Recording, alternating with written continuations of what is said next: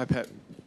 If I could just ask a couple about, first of all, just your thinking behind moving training today and why that's important for your team. We'll train tomorrow morning. Quite unusual though, is it? No. I've done it a few times. Maybe not a lot, but I did a few times, yeah. Sometimes I prefer it. Don't see each other, and it was so demanding game against Bournemouth, and I prefer they stay at home and tomorrow morning we train. And then with you have a lot of data here on your players and opposition. When you have an extra 2 days rest like Dortmund, what does the data show that? We're used to. But does it show that's quite a big advantage? It's what it is.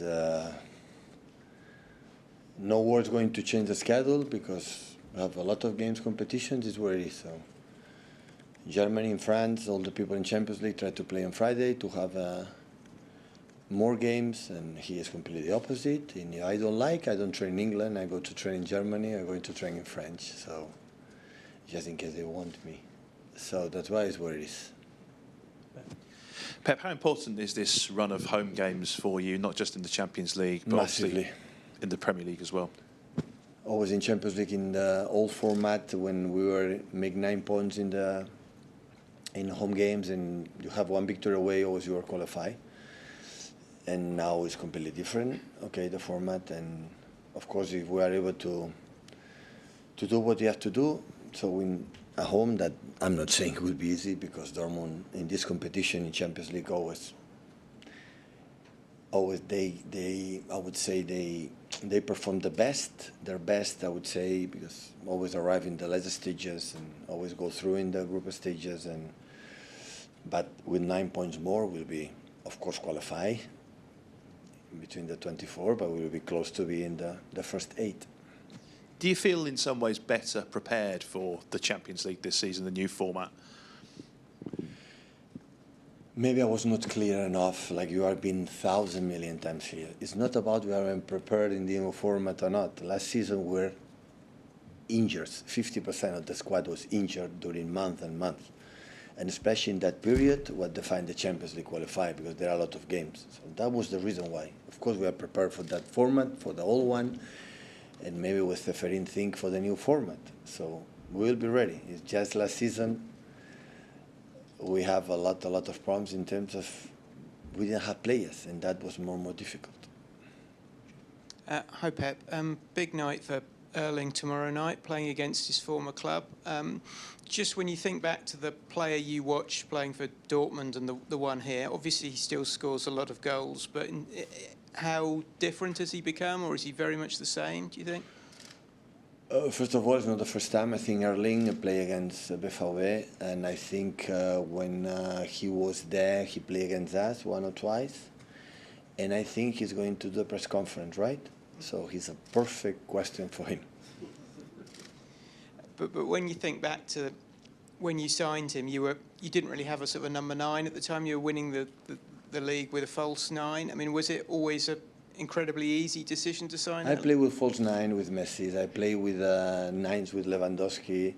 I play with 9s with Sergio Aguero, and I play 9 here with Phil Foden, false 9, and now with Erling we cannot play with false 9 because it's too good being as a 9. So I adapt, always try to my players.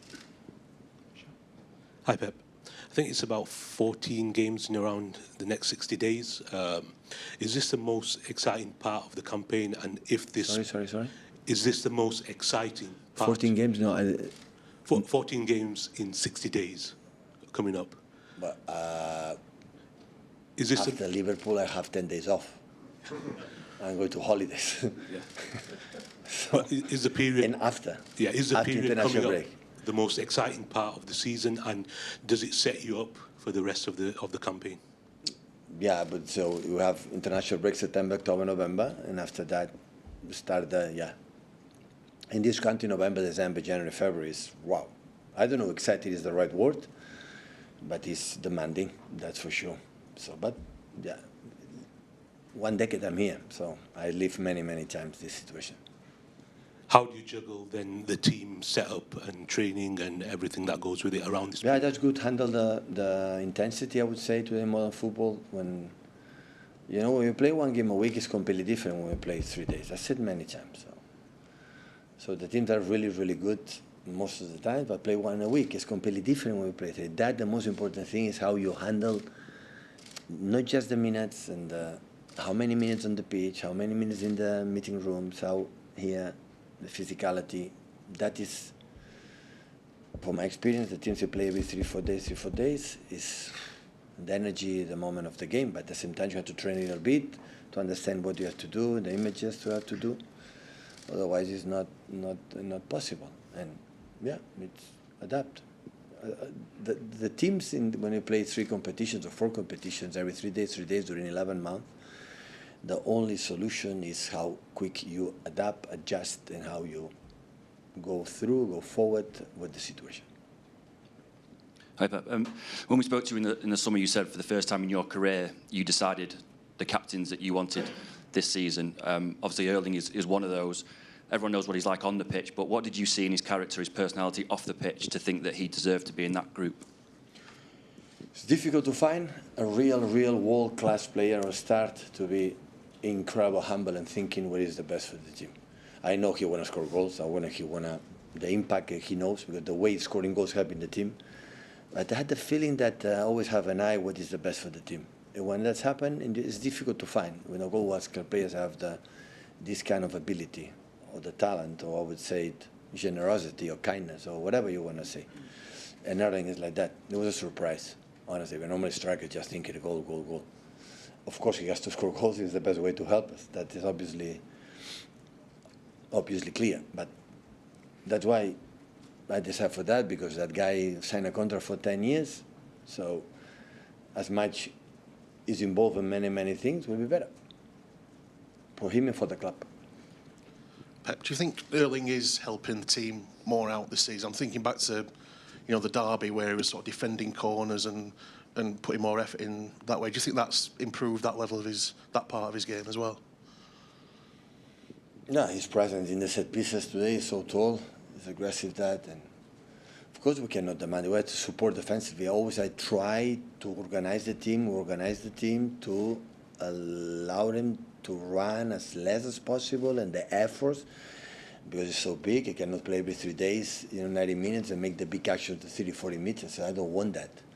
That's why always another thing. I think the teams who play every 3 days, 11 months, as much you control the ball, through the passes, not in the beginning of the season, during 11 months, and you can handle the game in the way you want to do, you survive.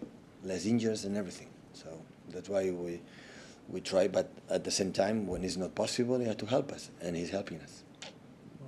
Hi, Pep. There'll be some names, excuse me, in the Dortmund team that City fans will recognise. You had Jan Couto here. Did you think about keeping him and playing him, or? Sorry?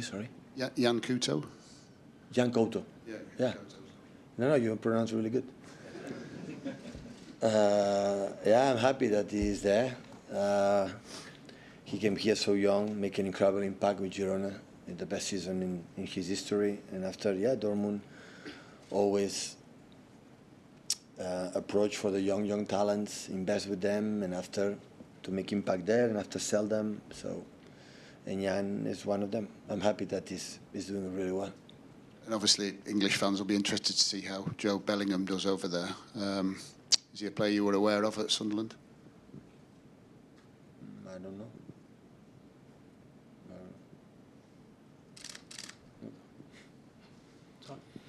Hi, Pep. Just on Erling's leadership, he's obviously quite a light-hearted guy at times. He likes, to joke around. We see that in his YouTube and his social media.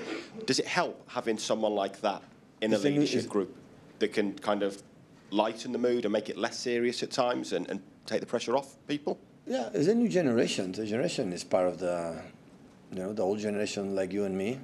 So the social media is completely different, right? So we are not as much involved. But the new generation, they grew up, for the little babies in that, and part of the lives, and they want to do it. As much as respect And always I tell them, be alert. That's all, you know, be alert. So don't show much your... But they can do whatever they want. I might respect the club, the mates, and especially their private life. It's good. Thank you, everyone. Done? Yeah. Good.